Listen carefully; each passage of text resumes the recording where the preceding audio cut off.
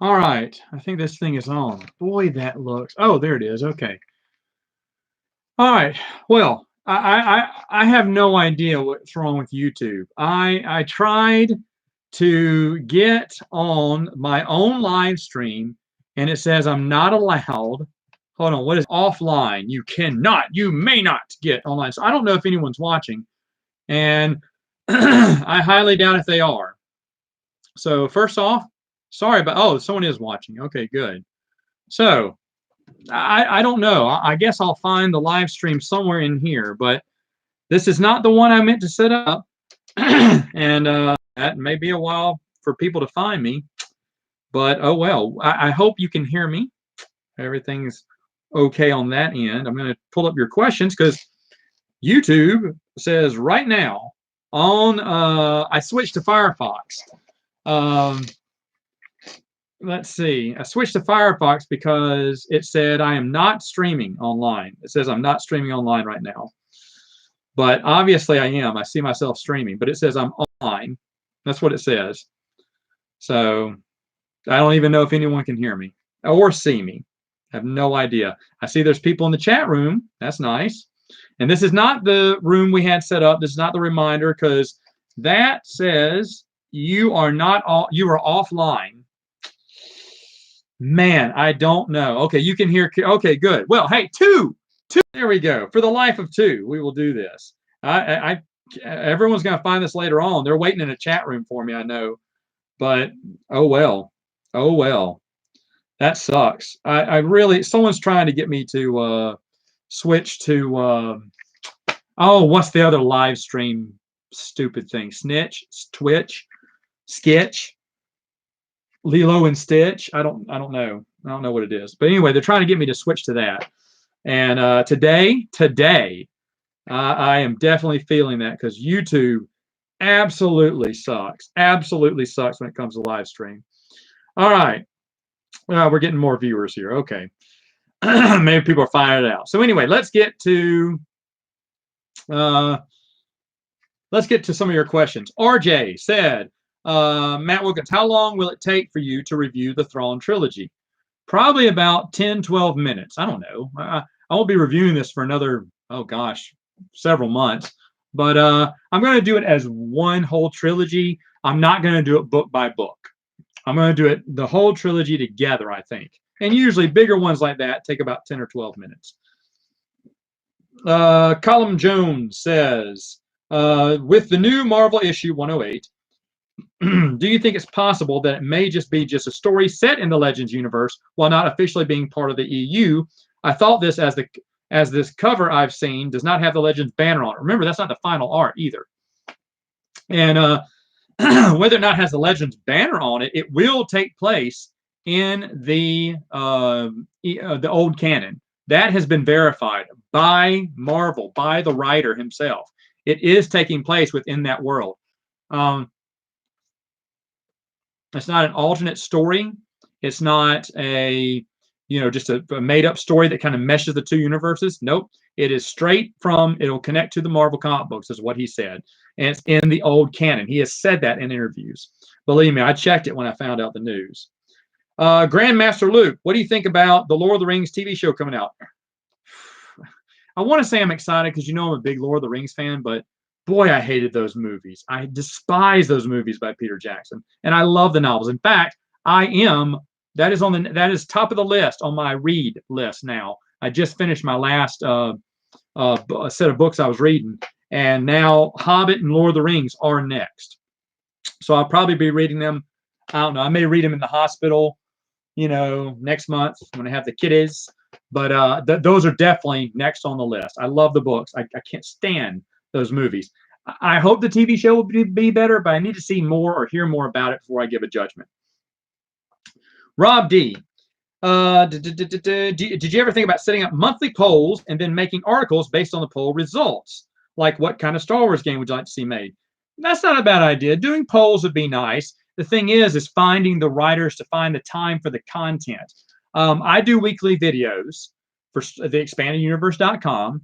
And I could maybe write an article every once in a while, but not that much. And not as many people have lives to write that. I mean, Chris writes a whole lot for the site, but then everyone else can only contribute at the most once a month, and that's fine. I'm fine with that. But I'd like to have more people because I know there's more people who have different interests in the expanded universe or have different ideas, like Tony's idea about trying to track down and find those hard to find EU stuff. And he's getting interviews with some of the authors. He did an interview with David West Reynolds, excuse me, who did Lost Sons of Tatooine. I thought, oh no, Lost, Lost Sons, Lost City of Tatooine, which I thought was brilliant. I loved it. So for my pitch on the monthly update, I just told Chris, I want more people like this.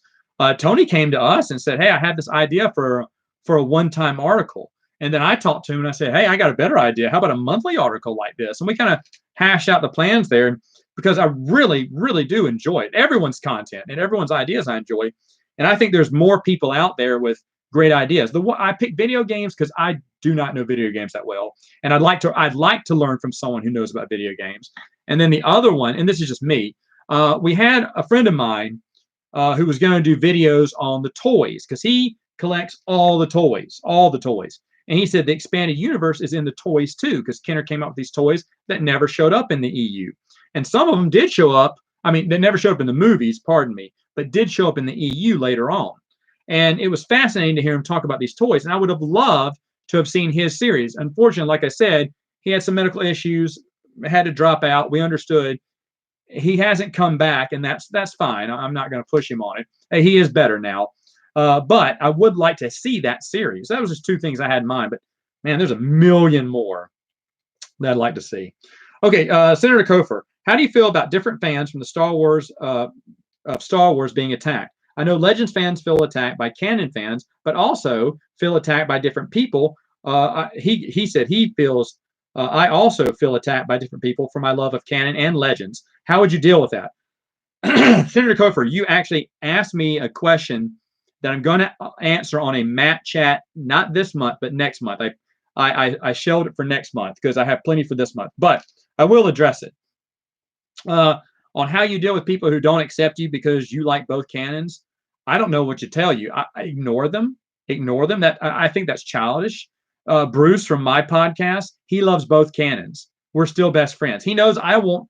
He doesn't. I mean, I pick fun on him from loving the new canon. He picks fun at me for quitting on Star Wars. But to be honest, it's not going to ruin our friendship. We still hang out. We still do stuff together. And just because he likes the new canon and I don't, we don't really talk about that. We don't really argue about it either. Has an effect on, and I really thought before I started doing my YouTube videos, I really thought that that's how the attitude was going to be within the fandom. Oh, was I wrong? If you choose the EU over the new stuff, you are a traitor to the cause. And then we get all hurt about it when we should, because no one should say that. But then I've seen people who are in the EU saying, "Well, you like both canons, or you like the new canon. You suck." I don't know, man. If they like the new canon, they like it. People like different things. They like different. It's like arguing over what the best color is. And someone says you can't like red and blue. You have to pick one, and it has to be red. That's just stupid. So I would just ignore it.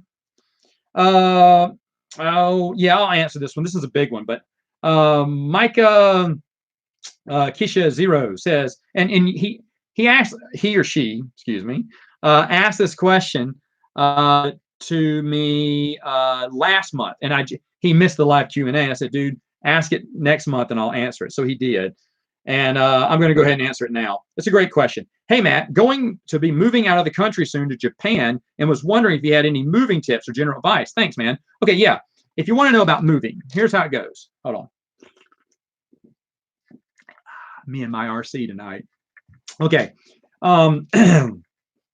So moving, a few things when you think about it. First off, I always think, is there a good church there? That's me.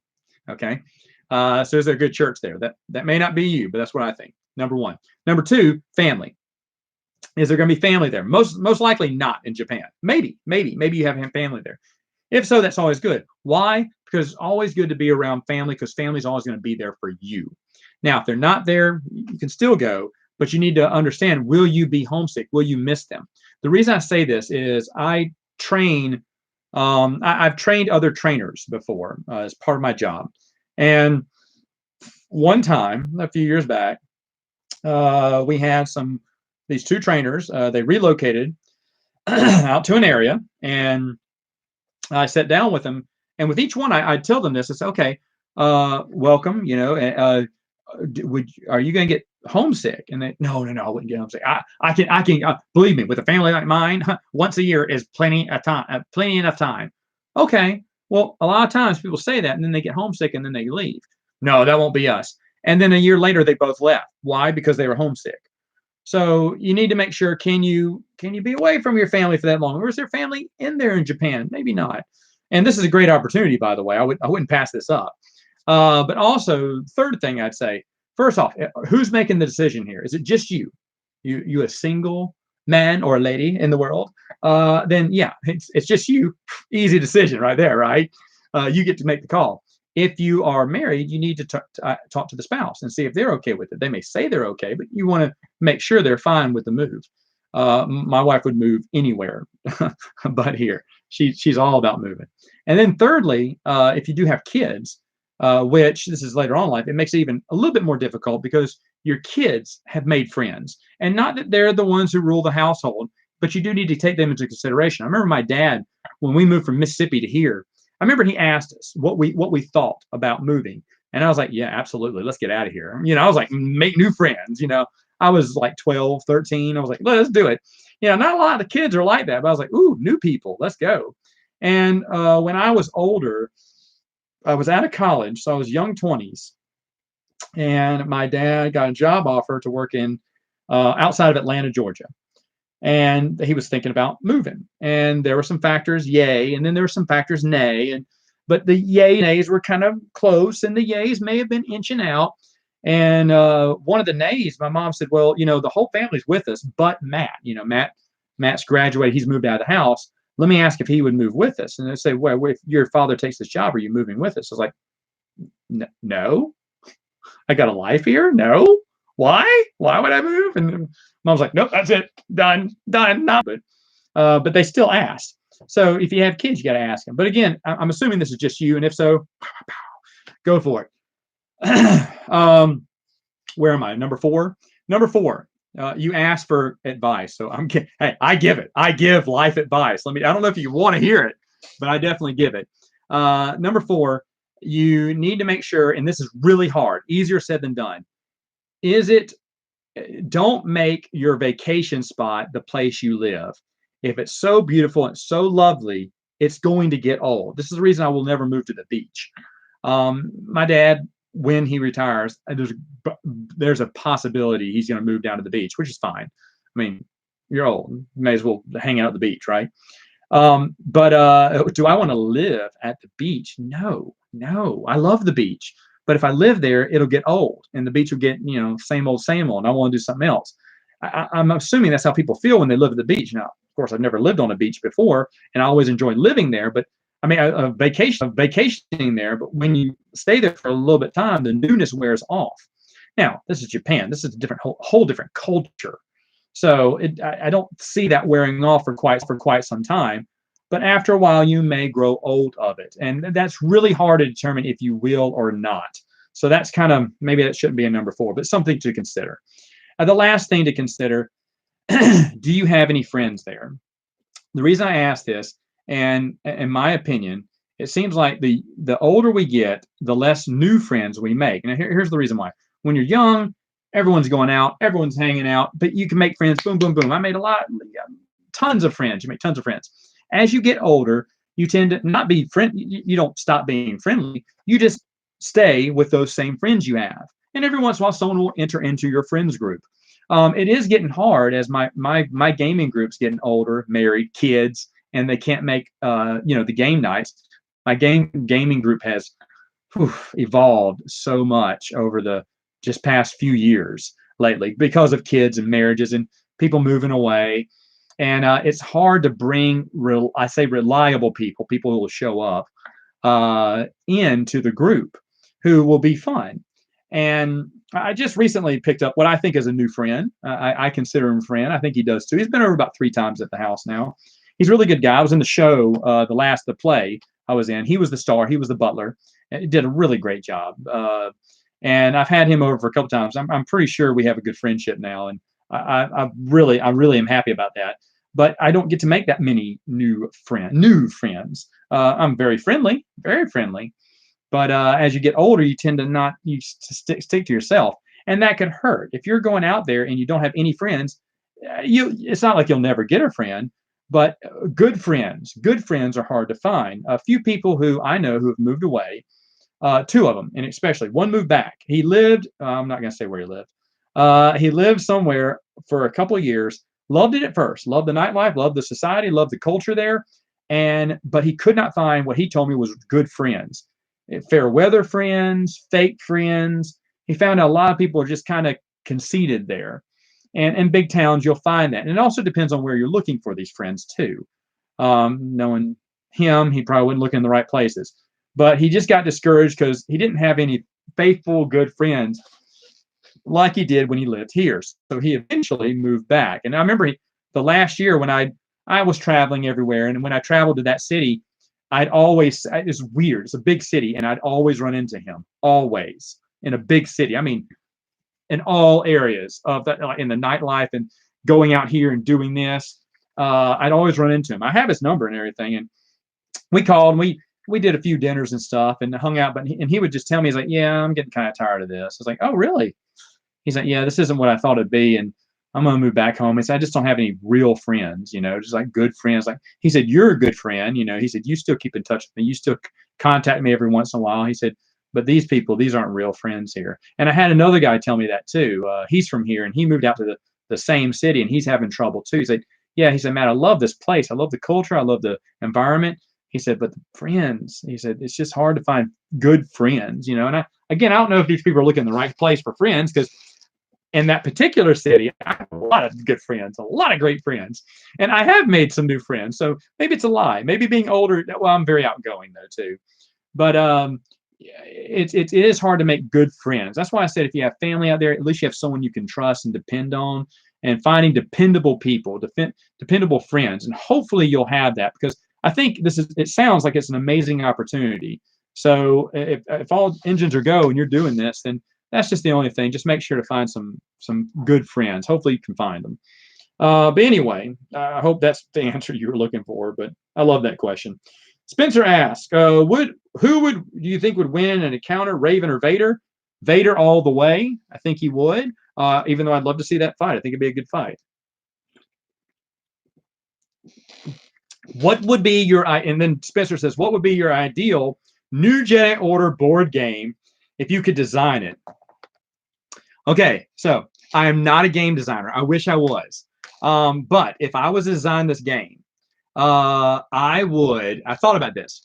It'd kind of be a 4X game, maybe, kind of like Forbidden Planet. No, not Forbidden Planet. Doggone it. What's the name of that play? Forbidden Stars, from Fantasy Flight Games. You would use ships, but you'd also use figures. I love figures. And the Jedi would have to fight the Vong. Now, Jedi would have a hard time defeating the Vong unless they use dark side points or play dark side. Maybe it's a two-sided card. The light side, which is weaker, the dark side, which is a little bit stronger. But the dark side garners you less points, and it moves up the round tracker when you use dark side points. So if too many Jedi turn to the dark side, the game will eventually end too soon, and you won't score enough points. This would be kind of a co-op here, you versus or one person playing the Vong. And I don't know. You can win through political, or you can kind of try to eliminate them, even though you got to have a lot of light side points to balance out your dark side points. Or you can locate the planet. There's maybe you're going around trying to locate where the oh gosh, I forgot the name of the planet. Anyway, you're trying to locate that planet, and maybe that's an in-game tracker. But then the Vong are steadily. Jedi are one and done. You can't replenish them, and Vong just automatically replenish on the board every round. So I'd make it something like that. I'm not a game designer, but that's what I would do, and I think I'd play the heck out of that game because it'd be awesome. Not as awesome as Queen's Gambit, right? Am I right? Spencer played Queen's Gambit recently. He told me about it. It was awesome. Wicked Warwick says, "Hey Matt, me and many other fans consider the Throne trilogy the true sequel trilogy, and I want to ask you if you're one of those fans that consider the Throne trilogy the true sequel trilogy." Well, it's not. I mean, I don't know what you mean by true. The official. Hold on, I'm not gonna cough. All right, the official trilogy is episodes 7, 8, and 9. That's out in theaters. Now, if you're saying which one do I prefer, of course I prefer the EU. But if you want to know what the official one is, it's the one by Lucasfilm. Let's not kid ourselves here, people. I know you have your own headcanon and everything. Well, Matt, the EU is the true sequel for me. Okay, you like it better than what they have out there right now, is what you mean. Well, Matt, no, the EU is the canon. Officially, it's not. Officially, it's not. Now, don't get me wrong. Huge fan of the EU here. Huge fan. But I know where my limits, I stay within the limits of reality. And I admit, yes, this is the old canon now. There's a new canon out there that they are moving forward on. I have no interest in the new canon. I love the old canon. If they make more stories inside the old canon, like this Marvel comic book, you are going to get my money. I swear, I'm going to be one of the first people in the comic book store to buy it. I went by the day before I filmed that video of my response to the news. I drove to the comic book store and I said, "Get me this comic book. I want a copy." He said, they're continuing the old Marvel." I said, "Yes." He went, "Oh, that's awesome. Yeah. And I want a copy. You get me a copy. You reserve me a copy." I said, "Okay. All right. You got it. You got it." And the guy hardly sees me in there at all because I only pick up one book a month. And that doofus, I love him, but he keeps forgetting to hold that comic book for me. I'm trying to get the Firefly comic books. But I told him, I said, "I'm getting that Marvel." Now, if he doesn't have it, I'm going to have to order it online. In fact, I'm already thinking about going ahead and just ordering it direct from Marvel and have it shipped to me because I don't even know if he'll order it for me. But I can't wait to read it. And for me, that is the more enjoyable story. That's what I love about Star Wars. So if you want to say, yeah, this right here is my Star Wars. Is this the true official canon? No, it's not. It's the old canon. It's the Legends universe, as they labeled it. See, because I never wavered. When everyone said, well, Matt, Lucasfilm doesn't get... Remember, back in the day, everyone said Lucasfilm doesn't get to decide what's canon. And now they've switched. They've gone, well, Lucasfilm decides what's canon. At first it was, George decides what's canon. And I was like, no, it's Lucasfilm. And now I still believe it's Lucasfilm. And Lucasfilm is now saying it's not the EU. And then George is saying, that's not my story. But now George isn't the authority. Now Lucasfilm is. Why? Because it fits their narrative. Okay, well, you know what? I can say, well, I think George Lucas is official now. No, I've always said Lucasfilm. So I'm gonna stay consistent and say Lucasfilm still decides what's canon. And that's all right. Remember what I said when Disney bought them, they own the rights now. They're the ones. Well, not them. I shouldn't say Disney. Kathleen Kennedy is now put in charge. She gets decided what's canon, what's not. They eliminated it. They eliminated the old canon. I think it was a bad mistake, but they did. Hopefully it'll come back. We're getting a comic book. Hopefully we'll get more after this, and I'll be fine with that. I'll be fine just reading books from the Legends universe for the rest of my life, if that's all I get. If I don't get a TV show or movie about the EU, I'm perfectly fine with that. If all I get is comic books and an occasional novel, I'm happy. I'm happy because I'll buy that, because that I will read, because this is the one I care about the most. It's probably not the question you were looking for today, but I guess I'm not into answering that many questions. All right, Michael asked a lot of questions. What advice for Lucasfilm? What advice for would you have for Lucasfilm to make Star Wars video games better than any of the new content? Better Star Wars video games. I'm not a video game guy, and Lucasfilm wouldn't listen to me. Actually, Lucasfilm doesn't make their video games. I tell them to get a different publisher because I heard the one they have sucks. The next question he asked, will you want to see James Cameron's The Story of Science Fiction be continued as they give extended interview featuring George Lucas? I don't know James Cameron's The Story of Science Fiction, so I can't talk to that. What are your thoughts about the Marvel comic books continuing the original Star Wars expanded universe? I did a video on that. You may want to check it out. I think it's great. How is the Space Force science program coming along in the U.S.? I have no idea. I think that was dead on arrival there, bud. And then I get this question a lot. I don't know why. Who is your favorite white-headed Star Wars female or male character in the expanded universe? Every time, the only person I can think of is Winter. I'm sure there's another one. I just can't think of anyone. All right. I've gotten that question like 3 or 4 times on the Q&A. It's been really weird. Official Ray Blitz says, if Anakin fought Grievous during the Clone Wars, do you think Anakin would possibly be defeated by Grievous, considering Anakin has a tendency to be reckless when he is enraged, and this would give Grievous the upper hand?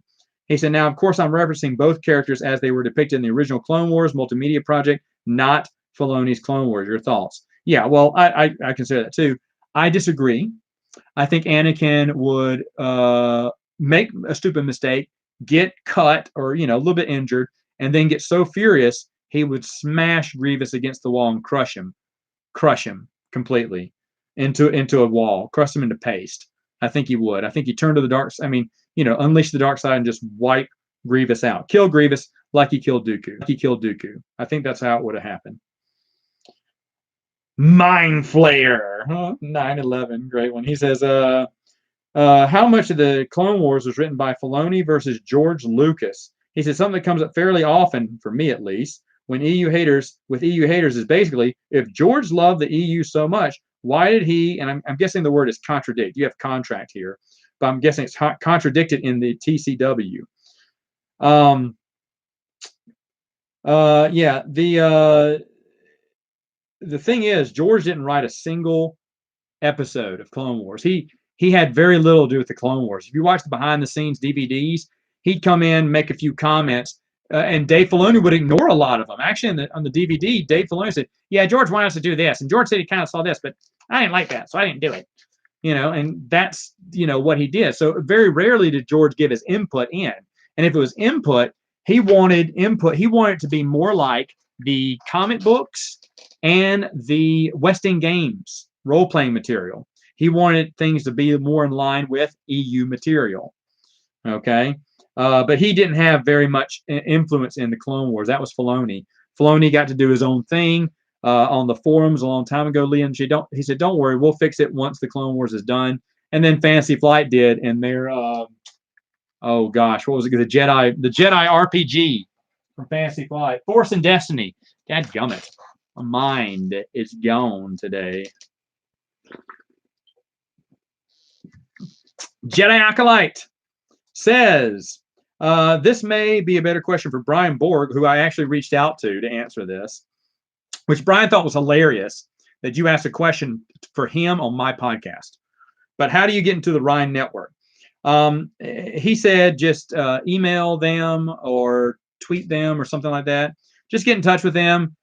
And they have to get to know you. They have to know a little bit more about you before they, make you a donating station. They want to make sure everything's on the up and up.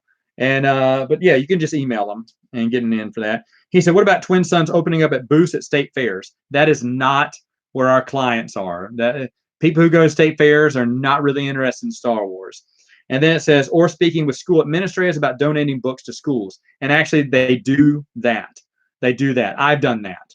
Okay, so Twin Sons does do that already. All righty. Is that it? Hold on. Let me see if this is a no. That's it. Okay, that's it for the questions I got online. Woo!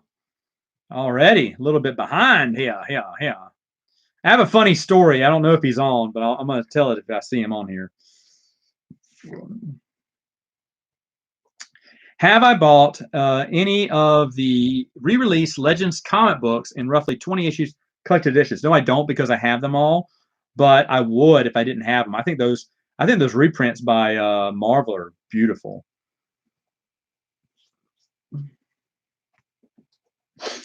Ray Blitz, yes, of course. I think if that Legends comic book sells well, I am in high hopes that they would make more. Because of course, okay, folks, the comic book industry is dying. If you didn't hear the podcast for Prince of the Universe that came out yesterday, Bruce and I talked about this. DC is cutting down their books. Marvel, there is big rumors that Disney is going to shut down Marvel comic books, and maybe give off the rights to some other comic book company. But Marvel's going to stop making comic books, and they're heavily because the comic book market is in disarray.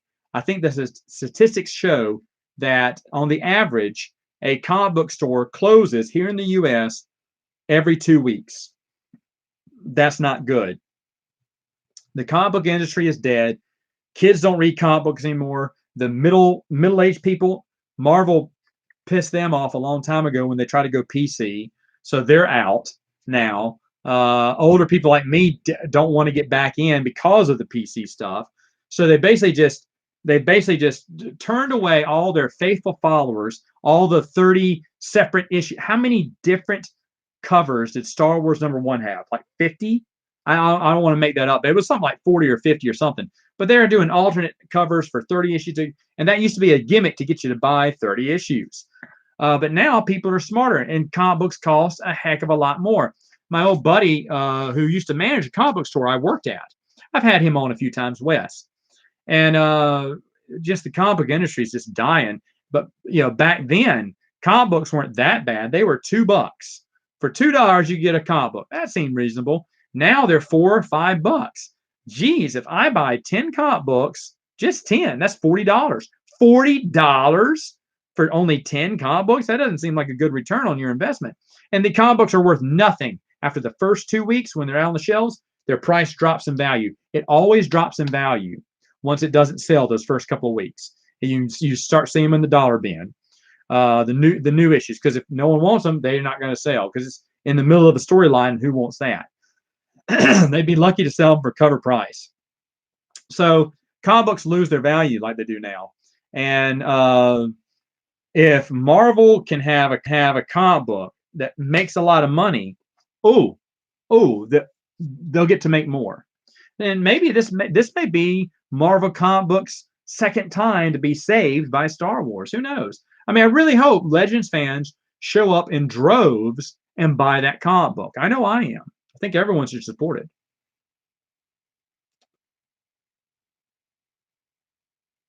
Do you think Outbound Flight is a good book? Oh yeah, I've reviewed it. I've reviewed Outbound Flight. Bilal, if I'm probably butchering your name. I'm sorry, Bilal. I've reviewed that. Check out my review. I enjoyed it. What do you think about Captain Marvel movie? The actress trashing comments that she said last month. Man, Bob Iger is going, shut that woman up.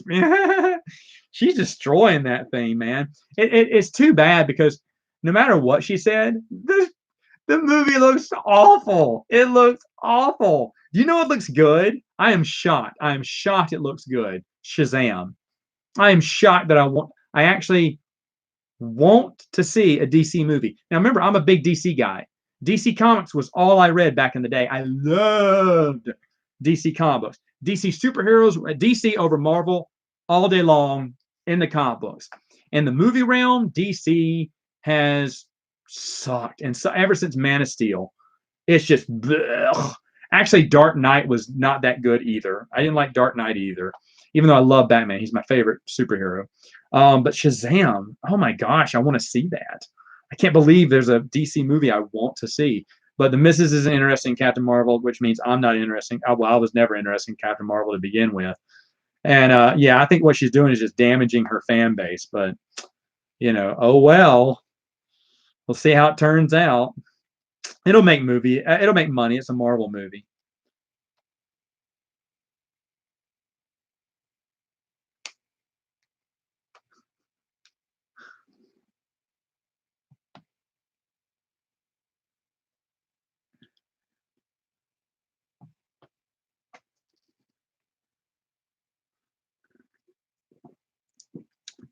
Hi, Matt. Big fan. I've been collecting EU novels, but was just wondering, what books would you say were worth skipping, as I've heard some are bad, Crystal Star being one of them that's mentioned a lot.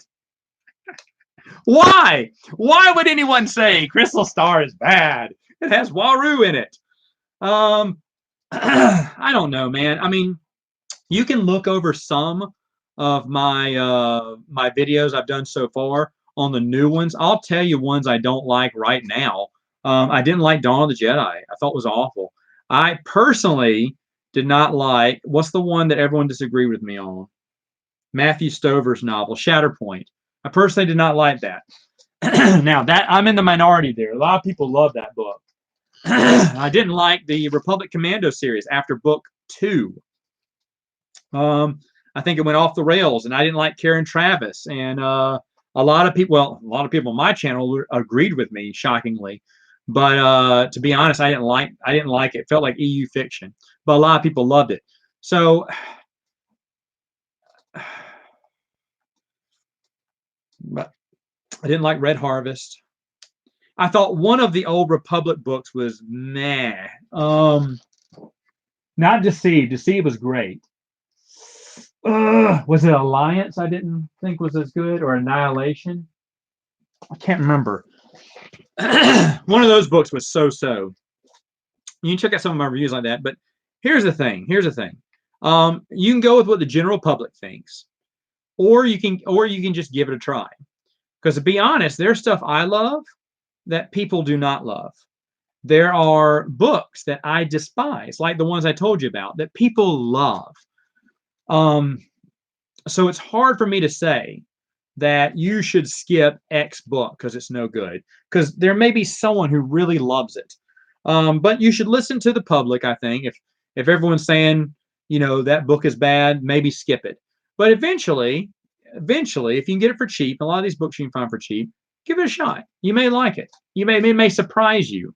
It's probably not the answer you wanted to hear, but oh well.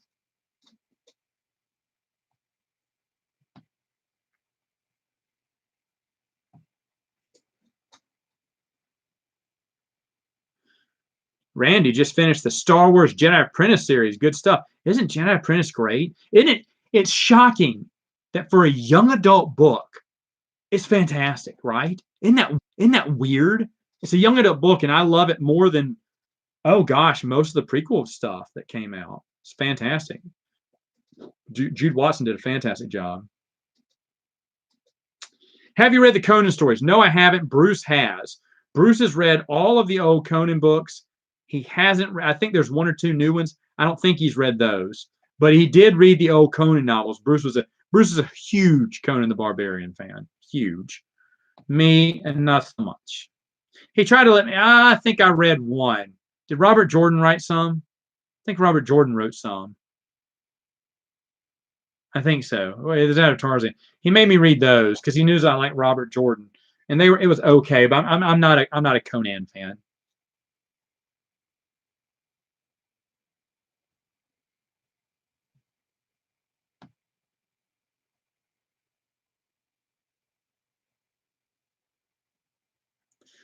Grandmaster Luke says, "Hey man, I haven't read the Silmarillion. Should I? If you are a big Lord of the Rings fan, yes. It's not a fun read as Hobbit and Lord of the Rings are, but it's an intellectual read, and it gives you a lot of background into Lord of the Rings. It kind of reads like a textbook. Actually, it does read like a textbook, but it's not so bad. I will read that again. In fact, now you got me wondering if I should read that first. Because it's almost time for me to reread the Silmarillion again. Because I love the Silmarillion. Unfinished Tales, Children of Húrin is good. Beren and Lothurin is not good. And I didn't even bother getting the third one. Christopher Tolkien's out of ideas now. Children of Húrin was the last good book that came out with the more books from the Tolkien world. But from the History of Middle Earth, which really did, you have Unfinished Tales, which I think is good. You have Book of Lost Tales 1 and 2. Now that starts the History of Middle Earth books. I'm looking at my collection right here, and those are good. Lays of Beleriand, it's written in prose, all of it. But you don't know this. C.S. Lewis actually wrote to that. It's a collection of his letters. It's really cool. Tolkien said, "Hey, read over this and tell me what you think."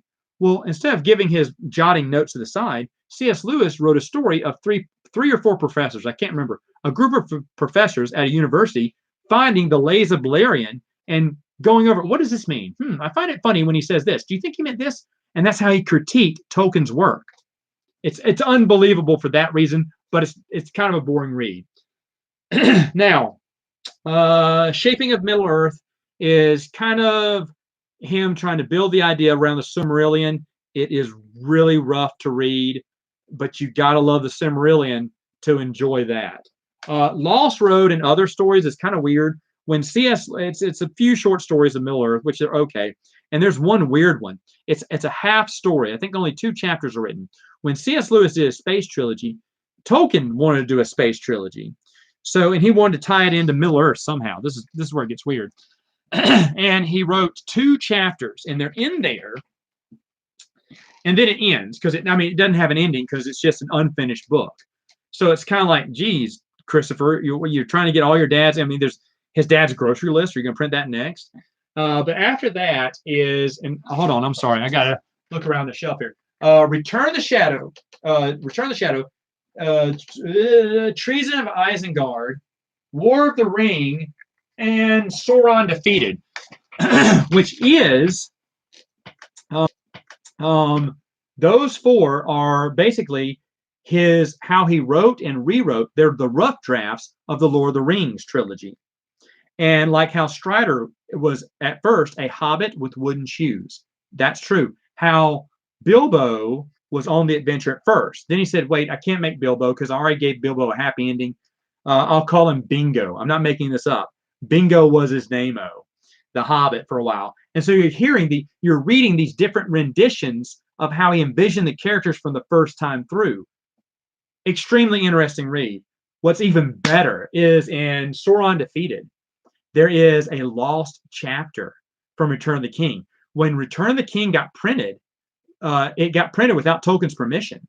It just took him forever to write this 3rd book, and everyone wanted the 3rd book, and the publisher just said, give me what you got, and he gave him what he had, and they sent it to print.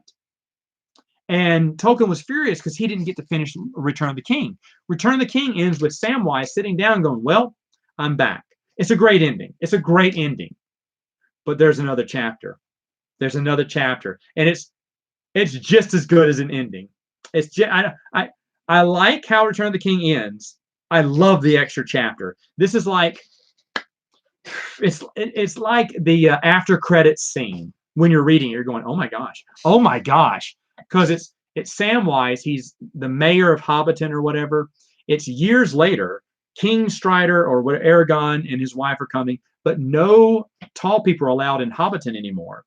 And so he's telling his kids the story of, Frodo, Master Frodo, and the Lord of the Rings. And his children go, well, Dad, you held the ring. Does that mean you're going to, hear the call of the ocean and you're going to sail away? And he went, oh, yes, children, but that's not for a long time. Don't you worry. Now go to bed. The king will be here. They're going to meet him at the gate, the border of Hobbiton, because even the king may not go into the Hobbit's world anymore. And so he sends the kids to bed. He kisses his wife, the girl he was in love with, and he sits on the front porch and starts smoking his pipe. And he hears the call of the ocean because he's been listening to the waves and they've been coming, meaning he's about to leave. He just doesn't know how to tell his family. Oh, good stuff. Oh, and it gives the endings of what happened to Gimli and Legolas. Oh, it's fantastic. Oh, no, I got to read History of Middle Earth again, too. Now I'm talking about this. All right, let's go through this real quick. Morgoth's Ring and War of the Jewels basically are parts 1 and 2 of the Silmarillion. I told you Shaping of Middle Earth was the Silmarillion. It was basically how he was building the world, which is very interesting but kind of boring. It is a history book almost. But Morgoth's Ring and War of the Jewels are kind of the rough drafts of the Silmarillion, which is a little slow. Even a little slower, maybe the Peoples of Middle Earth. Basically, it's just breaking down all the different races and everything. It's almost like reading out of the phone book. But if you love Tolkien like I do, it's worth one read. There's something called the Tolkien Miscellany. Yeah, and I have that. And I know there's a Tom Bombadil poem in there.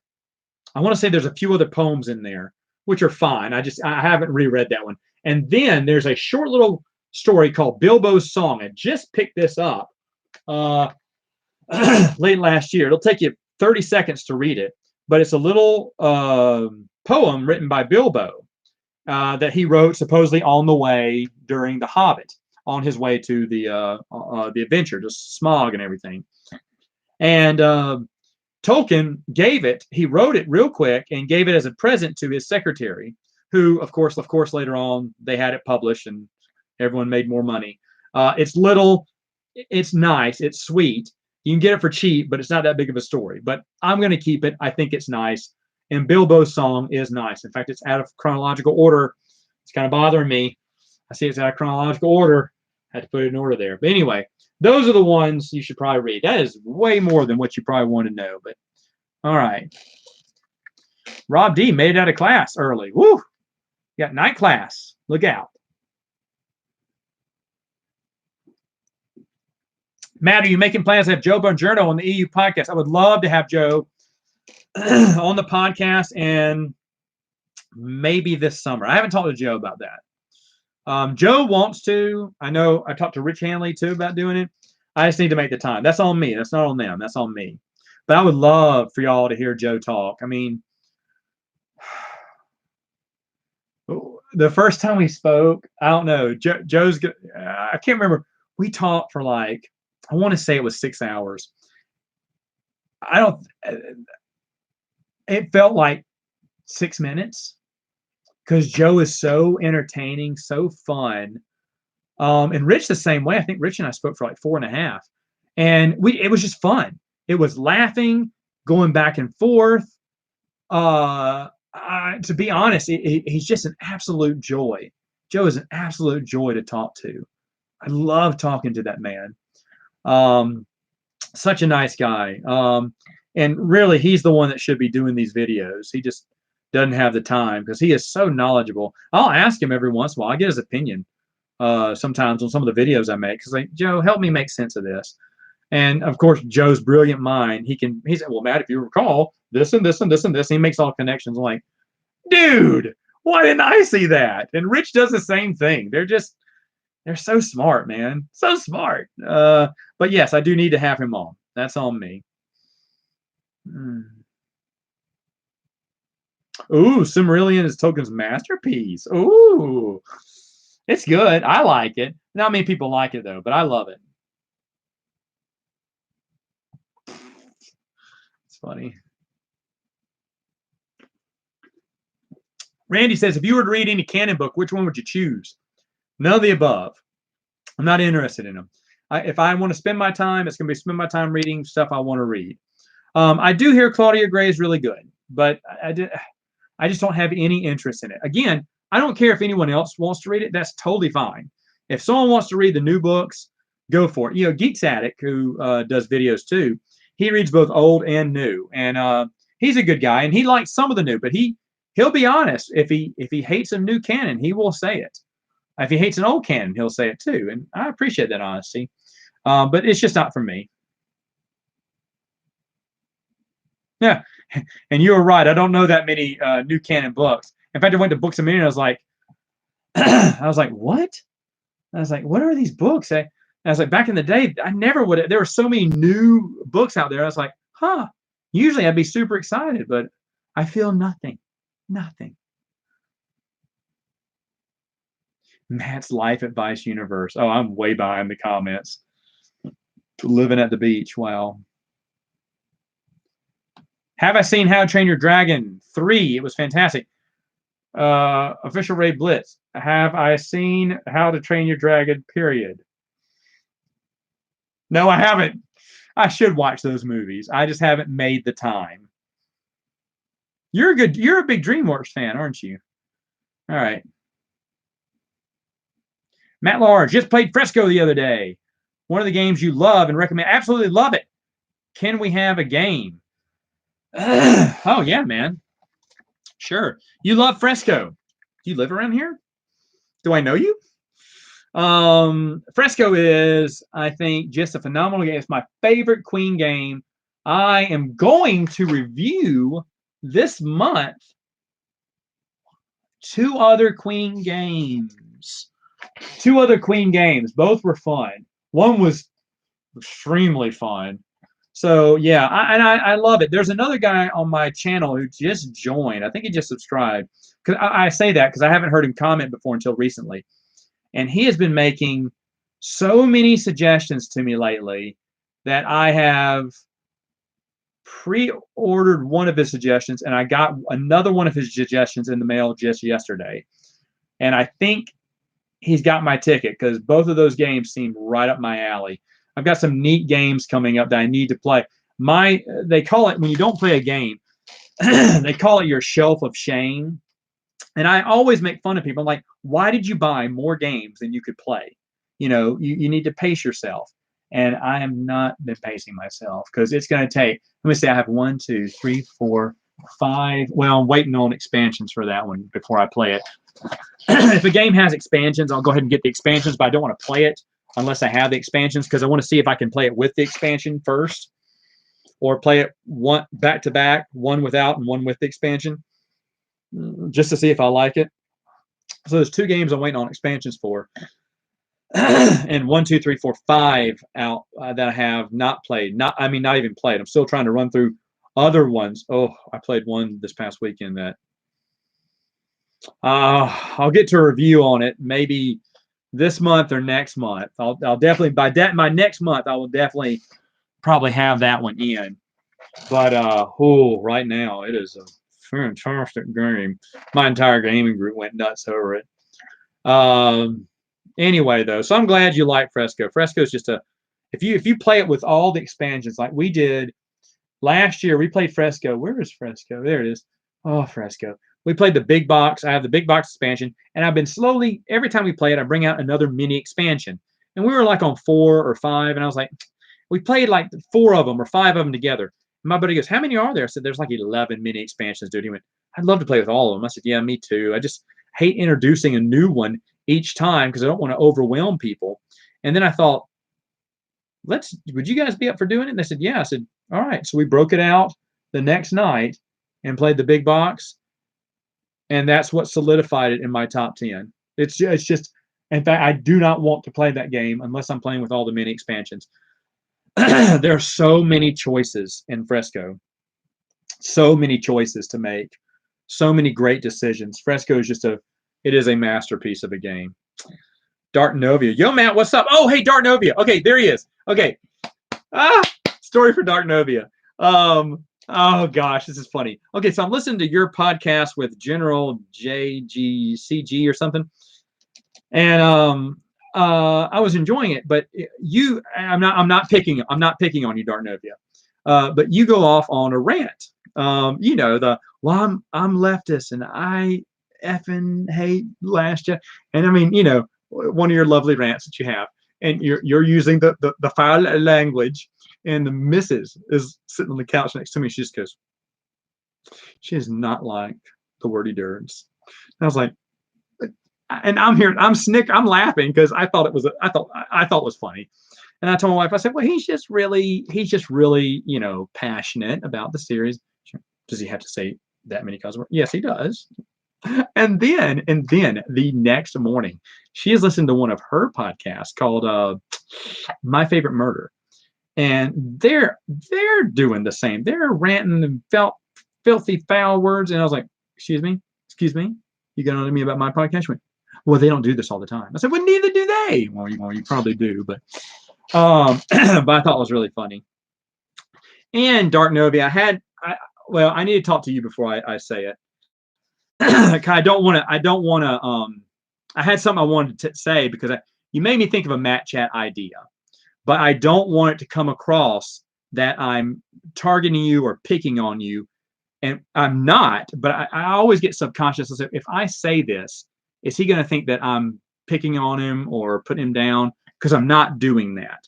So I don't know. I'll have to run it by you first because it is not meant to be disrespectful at all. But you gave me a good idea for a Matt Chat. Basically meaning, let me just go ahead and say it since everyone's going, whoa, what's he going to say about him? I was just going to say he was saying he was on the left, and obviously that's not where I am. But that at the same time, the point he was making that I sometimes I would like to make too is that it really doesn't matter what side of the political field or the religious field that we are. We all want the same thing, which is more EU, or we all love legends. And you kind of rise above those other differences. Like I'm going to go ahead and say, I truly believe Dark Novia and I would be friends. I mean, we would hang out too. If I ever met the guy, I think we get along fine. Because I have another friend, Dark Novia, he's way on the left, and he hates the old canon. He loves the new canon. And he only liked Timothy Zahn's books. He didn't like anything else, and everything else was garbage in the EU. And he was my first choice for the podcast, Prince of the Universe. What? Because he and I are still friends, and we still, whenever I travel and I'm near his town, we always go out. I'll drive out of my way. One time I went an hour out of my way just to have lunch with him or dinner with him one night. He's a fun guy. We like to hang out and talk, and we don't talk on the phone as much as we used to. He texted me like a week ago, and we chatted for a little while. But I feel like it's the case with that. I think we're level-minded enough as a fandom, and thank goodness for this. We're level-minded enough as a fandom to treat each other with respect. We both have a love for the old canon, and that's really in the end all that matters. It's really in the end all that matters. And I don't know, you just felt like someone else, like, man, I could get along with this guy. We wouldn't have that much in common outside. Well, we probably would have a few other things in common, but there's a few other, basic foundation beliefs and try what's the word, affiliations we would be different on. But I don't think that would stop us from having a very civil conversation. I feel that way. And again, I didn't want to say that see how bad he is and how good I'm not saying that. I'm saying see how opposites can still have a good talk, to be respectful to one another. We have, this is what we love, and we can still be fondful. Dark Novia's speech was more like, hey, don't put there. We're not, all of us are not this one big box cookie cutter shaped. We're not all angry and then put the label on us. I'm different from the other label, and I hate the new canon too. And I get what he was saying, but it made me think, yeah, there's a lot of diversity. There's a lot of diverse people in the expanded universe fandom. And for the most part, I believe, especially on my channel, I've seen we tend to be all civil to one another. It doesn't matter who's wrong or right on the other things, but we both love, the canon, which I think is nice. Hey Matt, what do you know about Dark Jedi Dasan? Not much. Sorry. How many friends do you have? Says Nicholas Ford. Too many to count. I don't know. A few. It sucks because my gaming group has to be limited to 4 a night.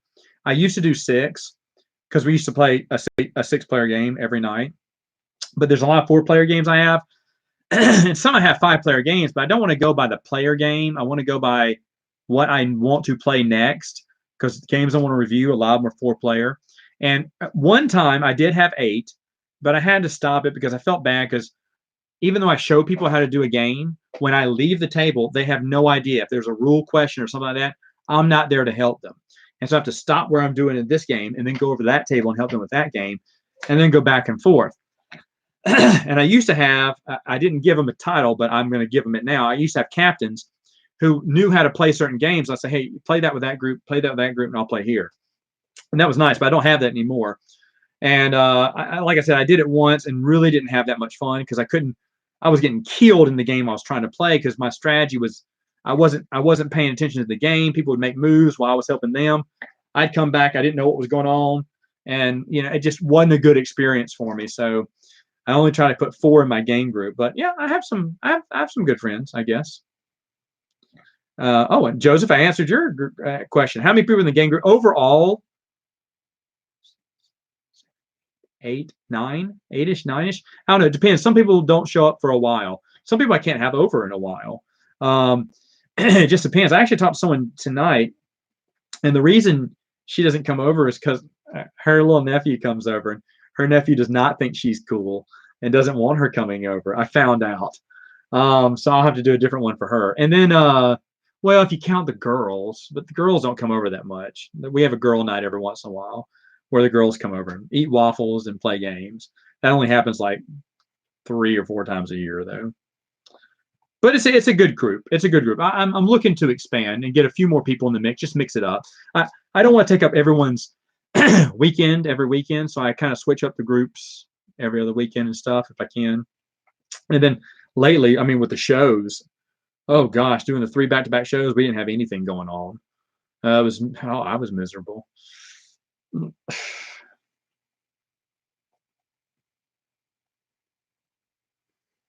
I don't have social media. Follow anyone on social media. I have seen the Star Wars miniature game, X-Wing miniature game. I have not played it. I'm not interested. I have played Armada, and I won. I beat Brian Borg from the Twin Sons Foundation. I was at his house. Brian, I can't remember. This is last year or 2 years ago, and I won, but only because I had no idea what I was doing. And I just happened, I mean, it was pure luck that I won. And Brian should tell you this. It is pure, I look like a military genius of the likes of General Thrawn, I mean, Grand Admiral Thrawn. I really look like a military genius because it was like, I messed up. Brian said only an idiot would make this move. I made that move and then opened my, you have to do it by layers, and opened up my guns and hit him broadside straight on. He went, oh, you just, oh wow, you just and Brian took it all in good stride. He's such a good guy. He's like, oh wow, you just wiped that out. Okay. That was unexpected. I went, is this good? I don't know what I'm doing. It was like Jar Jar Binks behind the wheel there. And that's how I won that game. But other than that, you know, I do not do good at those miniature games. I think they are beautiful. My friend Dylan is huge into X-Wing, and I would play with Dylan, but Dylan would wipe the floor with me. But I would play with him. I would play it, but miniature games for the most. I have one. Is that miniature games, right? Where there's no really map to move on. I have one miniature game, and it is a light miniature game. Where is it? Tail Feathers, the spin-off to Mice and Mystics. Where is that? Oh, there it is. and I enjoyed that. That was fun. But it is a very light miniature game. It's not heavy like the X-Wing would be. But I hear X-Wing's fun. Matt, in the comic Attack of the Clones, you can see Quinlan Voss. I thought he wasn't part of the Battle of Geonosis. Is that by mistake? In the comic of the Attack, I haven't read the comic of Attack of the Clones, so I don't know. He shouldn't have been at the battle because he wasn't. Maybe there's someone that looked like him, or maybe it was a mistake in the comic book. I'm unsure. I have not read the comic book to the movie. Vong versus the Borg. Who wins? Vong. Vong. If that's a hard one, but the Vong, I'd say the Vong. That's hard though. I know the Borg would adapt to that, and you think they'd beat them, but the Vong are dangerous, man, and they would hate the Borg. That's a great matchup. I wouldn't want to see that because that means it's a crossover to two science fictions. You never cross the science fiction streams. Hey Matt, do you know the game Historia, or does anyone here know it? Do you recommend it? I've seen Historia. I checked it out. It just doesn't. It's not catching me. It's not catching me. It seems like a nice little game. It just doesn't catch me as something I want to add to my collection right now. It looks nice though.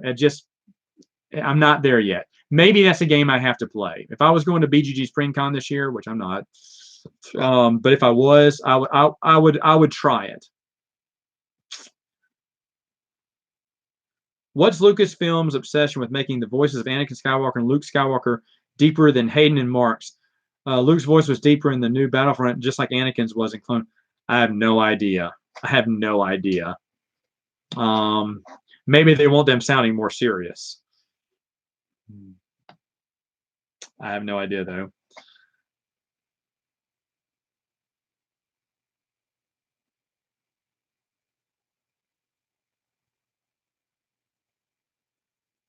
Hey, Matt. Recently picked up Volume 2 of The Legacy with Anya Solo. Is it good? Yeah. Yeah. It just ends really fast. And they didn't tie up some loose ends, which I was disappointed with because I wanted to see. It's good and it's rushed at the end, which is not their fault. Not their fault. Give it a try. I know someone who really loves it. So it's good. I think the regular Legacy series is a little bit better, except for War.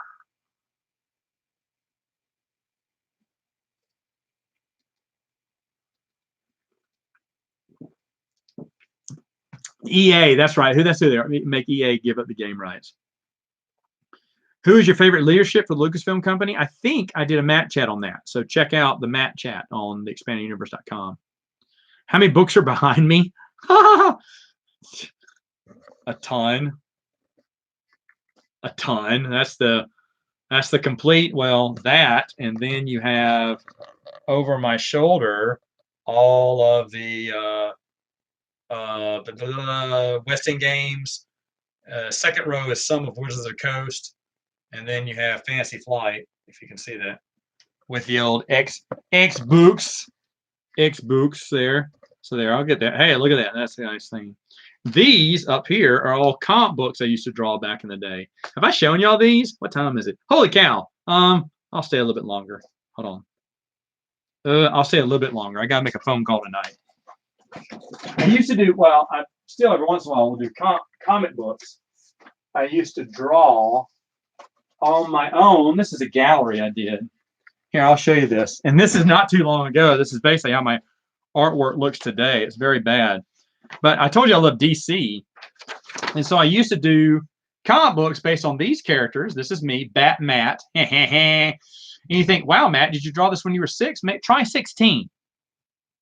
Yeah, art really sucked back then. And my art hasn't gotten any better than this, really. All this is really just, but my buddy hates clowns, and so I made him a clown superhero once with my little brothers and sisters. These are just splash pages. But I used to do these little comic books. I did 1,000 of them before I stopped. I did issue 1,000. But yeah, ooh, action-packed. Oh. And, you know, this is just dumb. I'd make fun of it. It all happened in the world of DC mainly. Like instead of Superman, it was Super Bob. And that was Reign of the Super Bobs. And if anyone knows DC. These are hilarious. So yeah, there's me again. Kind of like Azrael from Batman, you know, and a few other characters. These are all DC-like characters, but and then, of course, my character, I love Star Wars. What's that cover from? Huh? There's me when I turn to the dark side. There's a comic book store we hated. They were the enemy. But eventually, I actually ended up working for them in real life. I was mad at them because they closed down. Because they opened up, it ran the other store out of business. And then eventually, I started working for that company. So I said, hey, this is a perfect idea to do a Dark Empire-esque story. And then, I don't know, man. Look at these covers. These are hilarious. Hey, that's Bruce. Instead of Aquaman, he was Scuba Man. Because I think Bruce used to do some scuba diving back in the day, if I'm not right. Oh, yeah, if you know the Nightfall series where Batman gets his back broken, this is the Pratfall series, and Payne is his name instead of Bane. And he breaks, actually doesn't break my back, he breaks my pinkies. And then, this is stupid.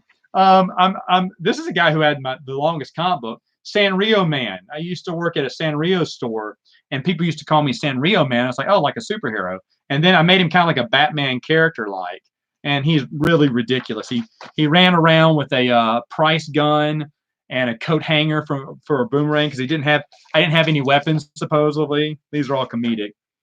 This is when my Cardco, my favorite comic book store, it blew up, and that, you know, that's funny. Did I do this? Surely not. This is from if you remember 0 Hour, I did Zippo Hour. I couldn't have done this. Maybe my little brother drew this. This is too good for me. I mean, I can't draw this good, but he did that one. That's my little brother. And this is based on an inside joke there was a girl at the mall who was stunningly beautiful, and so I had him always draw her on the splash pages, and people would go, did you draw that? No, I didn't draw her. So this is like the alternate reality getting spread apart, and that's her walking away. I'm sure my brother did that one. And here's how the original comic book ended, with me and my brother with my arm around. I say, come on, old buddy, let's go home. And Cardco's dead, but we made a memorial for it, and the sun's setting. Oh, there's a second one. I can't do all these. I'm probably boring you guys on this. Oh, this is funny. I haven't looked at this one. Wow, I just grabbed this one out of the thing there. There's my okay. I'm gonna stay later, but here we go. There's Canadian superheroes. Yeah. I can't remember what their names was. I think it was Canadian Man and Woman. And those are based off two friends of mine who are Canadian, brother and sister. Here's from the alternate universe, the Frantic Four and the Golden Surfer. And there's Invisible Girl right here. Oh, man. If you remember when Green Lantern, his city blew up and everything, and he's crying, he's got his arm in a sling, he's shooting his ring up in the air. Well, I did that for this one. This guy's name is Green Light. This is actual storyline that I copied off of DC. All these are storylines I copied. Oh, man. Okay, Itch the Vampire and Count Floyd. Stupid. Count Floyd was the late night TV show guy who pretended to be a vampire, but he really wasn't. Itch was a real vampire, and he actually thought this guy was a real vampire, and then later on bit him and turned him into a real vampire now. This is kind of weird that I had this world, right? Oh, yeah, here we are again. Now you want to read these comic books, right? This is my brother, my little brother, his wife, and his wife, I think, back in the early days. This was the Marvel alternate universe. I don't know if anyone you would know is in there. No, Bruce is not in there. And then, oh yeah, Killboy instead of the Punisher. This is one of my buddies who was, and I did draw this one, who was ridiculous, but guy's on a little serious for a while. Oh yeah, the Z-Men. So the X-Men. This is part of that alternate universe storyline there, where I had all that. That's my brother in the alternate universe. I don't think I'm in there. I think I'm someone else. I did that for my friends in Idaho. I got kidnapped by aliens, naked out in the field, right? Of course, the Cardco flag, waving, damaged, because I'm still damaged by this. Oh yeah, here's me and Bruce. I was Spider Matt, and he was the Bulk. Yeah, that's actually not bad. That's not bad for a guy who can't draw. These are great, man. These are great. And then here's Sanrio Man again, going with who was my old roommate at the time and my cousin. We're swinging through the city as Dap and Sanrio Kid. It's fun stuff. Do I have any more of that? That was it. Okay. All right.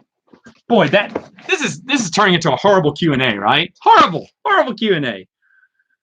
All right, what do we got here?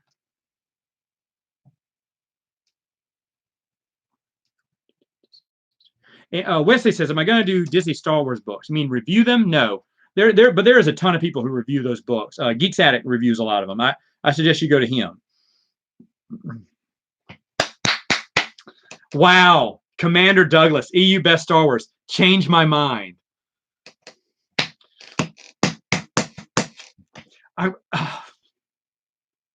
I should have gone to Celebration this year and set up a Change My Mind booth. That would have been awesome. The EU is the best canon. Change my mind. That'd be good. I would need a mug if I did that. But that'd be good.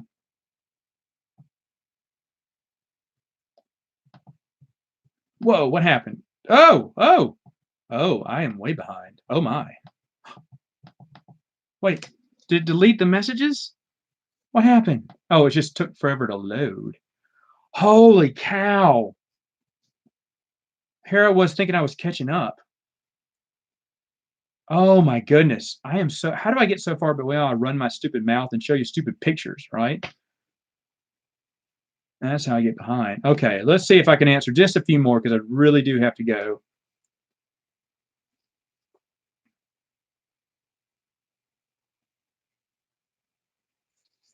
Jeremy asks, "Is my mind ever really there?" No. Actually, Jeremy has been in the sanctum before. He'll tell you how small this room really is. It looks really big because I filmed from different angles here, and it looks really big. And I remember when he and Dylan came to see the room, they were like, "It's a lot smaller than I imagined." I was like, "Thanks." All right, let's see. Is there any interest in to go into the lore of the Transformers universe like you did with Star Wars? Not really, even though it is a fascinating universe. I didn't keep up with it past What was it called? Beast Wars. I bowed out during Beast Wars. My little brothers loved it though.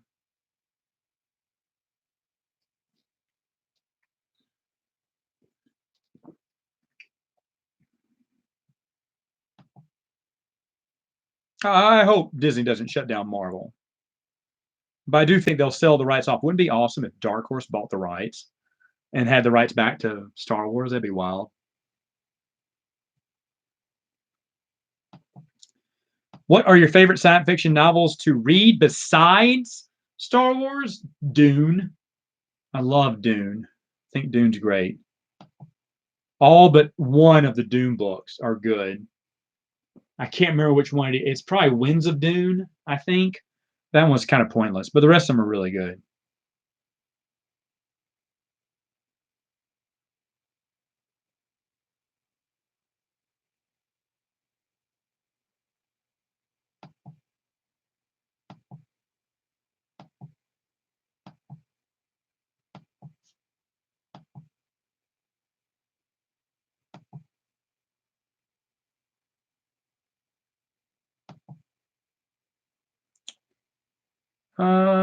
Star Wars: The Force Unleashed versus Battlestar Galactica, which is better? I've never read any Battlestar Galactica, so I can't really answer that question. Force Unleashed. Have I seen Spider-Man Into the Spider-Verse? Yes. Did Bruce and I not talk about that? We didn't.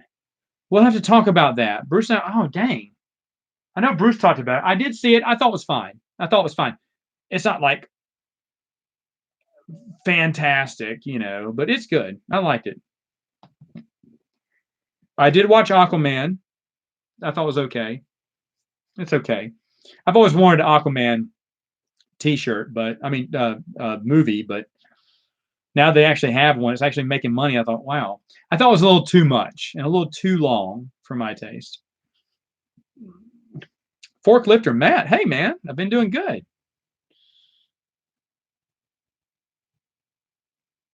I would probably not watch Captain Marvel, to be honest. If the missus isn't interested, I'll red box it. Probably.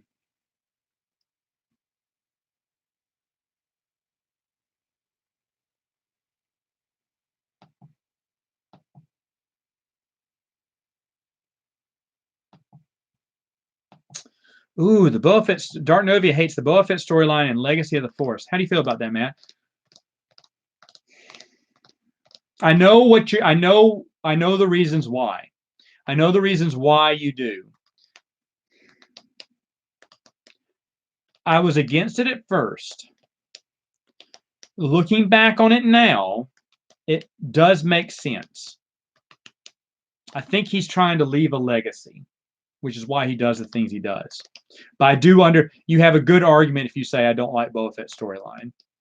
I know what you mean. It's too much of a question to get into at the end here, so that's all the answer I can give you for right now.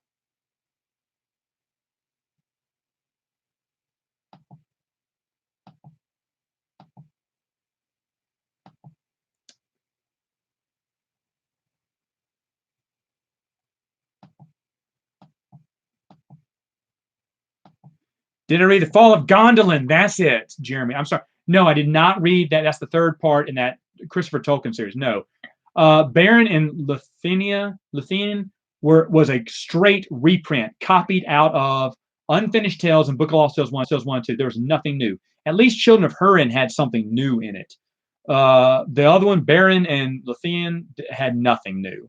So I'm not even going to bother with Fall of Gondolin.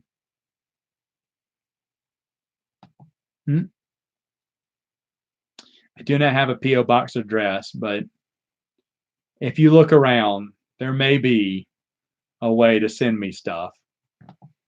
Should I be like that other guy from, I'm not going to say his channel. Hey guys, send me stuff. Smash that like button. Maybe I should give everyone my P.O. box address to send me stuff.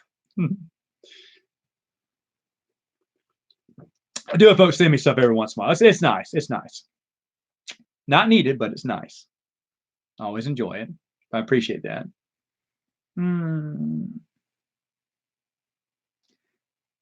How did they? Oh, General CJG. This question disappeared. You had it on my. I'm glad you asked this question. Anyway, he said, "How did the Essential Guide to Warfare make all the Star Wars comic books go from S canon to C canon? I'm curious on how the guy did it, since it's hard to. I find it hard to believe." Well, I mean, oh gosh, there's. Remember, they were slowly lifting parts of it to C canon all through the books here, especially when Del Rey took over. They really started including a lot of that. The biggest thing that we couldn't figure out how to include was the Nagai War. Because if it happened after Jedi, then why hasn't anyone in the Bantam novels, ever talked about it? And why what did not impact the universe? What's going on? That was the Nagai invaded the universe. Remember, they were a big universal threat. And besides fitting in other stuff, which he does in that, Jason Fry completely explains the Nagai War. Completely explains it. Explains why we don't hear about it anymore. It makes perfect sense. I would highly suggest reading that book. But yes, and the last reported thing by Leland Chee on the site was that, because someone asked the question, to say, wait, I thought Marvel's was S canon. And Leland said, yes, but we're working on making most of it C canon. And then, of course, the buyout was explained, but the Guide to Warfare came out just around that time, or maybe right after it. And it was phenomenal. And they did explain everything and lifted it into the C canon. And it's not that bad. Marvel comic books are really not that bad.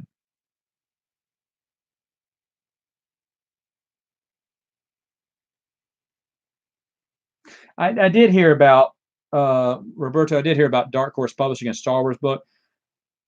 I don't know anything about it, though. Bruce told me about that last night. Don't want James Cameron to lead Lucasfilm?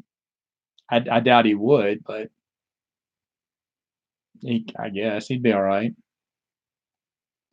Have I read books based on the Elder Scrolls games? No, I have not. My buddy CJ has. On Saturday Morning Sam Flinch, I have him on every once in a while. I'm sure he has, because he loves Elder Scrolls. Favorite science fiction directors of any franchise? Ooh. Science fiction directors? I have no idea. That's a great question. No idea. Stump me.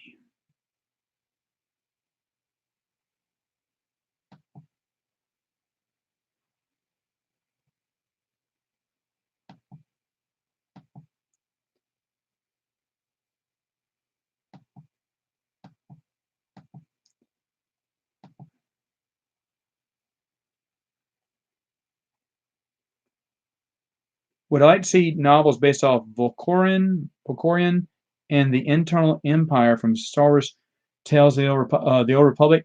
I don't know enough about that. I would like to see books on anything, even the Old Republic.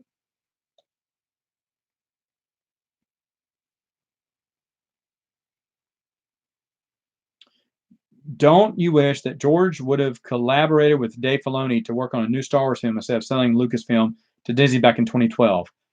I don't know if that would have been any better. I'm not that big of a Filoni fan.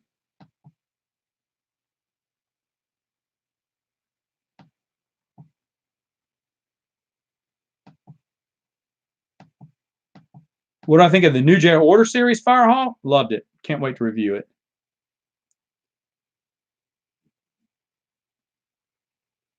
My thoughts on George Lucas and his Journey of the Wheels. I think I did that on the Matt chat.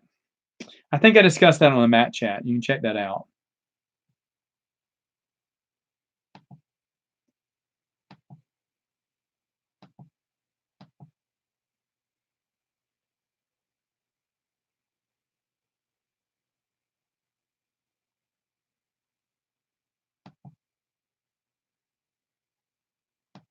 In an ideal world, what post Return of the Jedi novel would make the best film for you, starring Mark Hamill and company at the appropriate ages? What Return of the Jedi novel?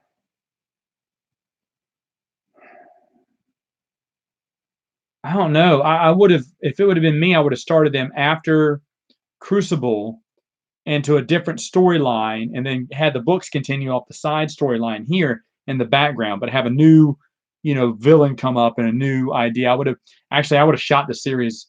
I've already talked about this too. I would have shot that series 100 years into the future or 200 years of, years into the future and got rid of the Skywalkers and Solos completely and just made another adventure in that universe. That's what I would have done.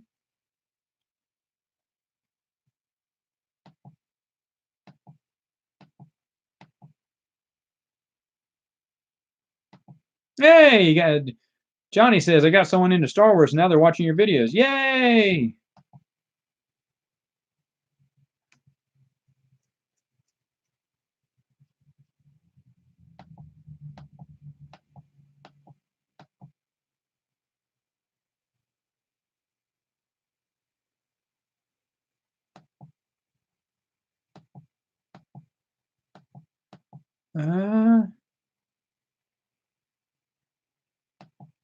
What do you think about, Ariana says, what do you think about the idea of Disney making animated Legends movies, kind of like the ones WB does with DC movies? Man, WB does a great job with those DC movies.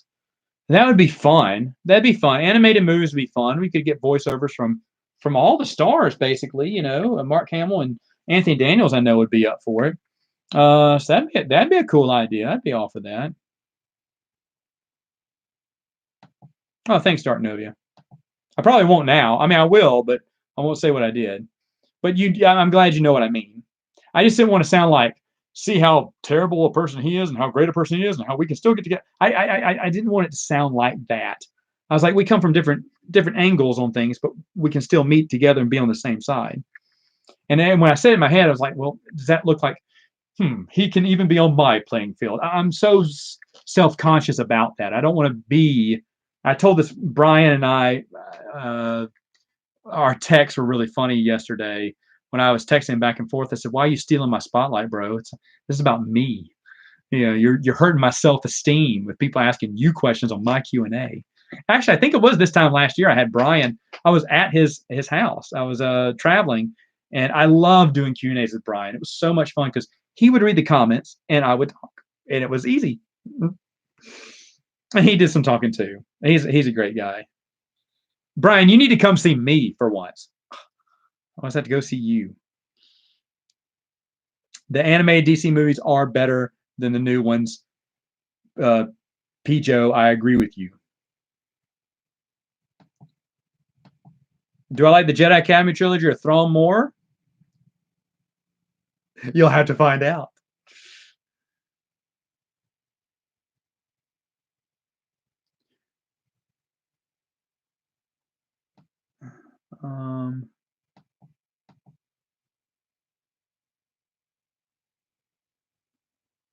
Sometimes opposite fits together the best. My fiance and I are like that. Well, good.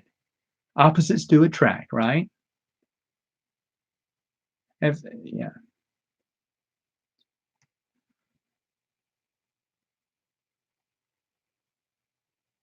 Also, Matt, do you think that it was really Quantum asked this one? Do you think it was really a missed opportunity that neither George or Matthew Stover included a small battle between Anakin and Mace Windu in Episode 3? Yeah, I don't think it's a missed opportunity. I don't think so. I don't think they had to battle, in my opinion. I don't think so.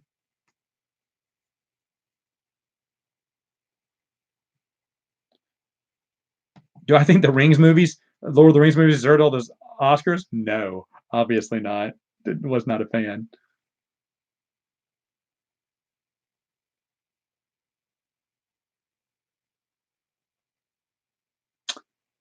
Oh, okay. Thank you, official Rave Blitz, for your example about Desan. I just can't remember, and now I can't remember your question. And it's already time. Oh no, it's time. One last question. At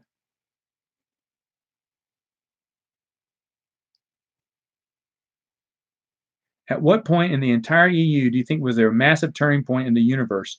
For me, it was Revenge of the Sith that changed the entire story. Thoughts? Yeah, Revenge of the Sith, Return of the Jedi, definitely swayed the battle. I would say New Jedi Order changed things again, changed the universe again.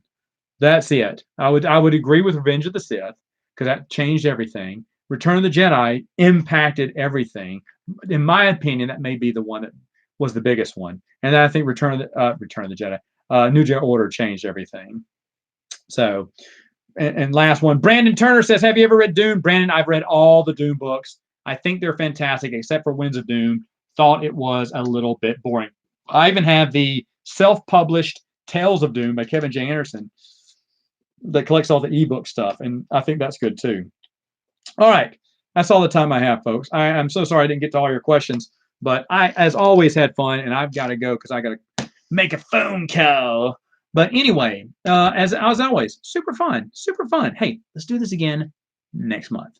All right, I will see you later if I know how to end this stream. Bye.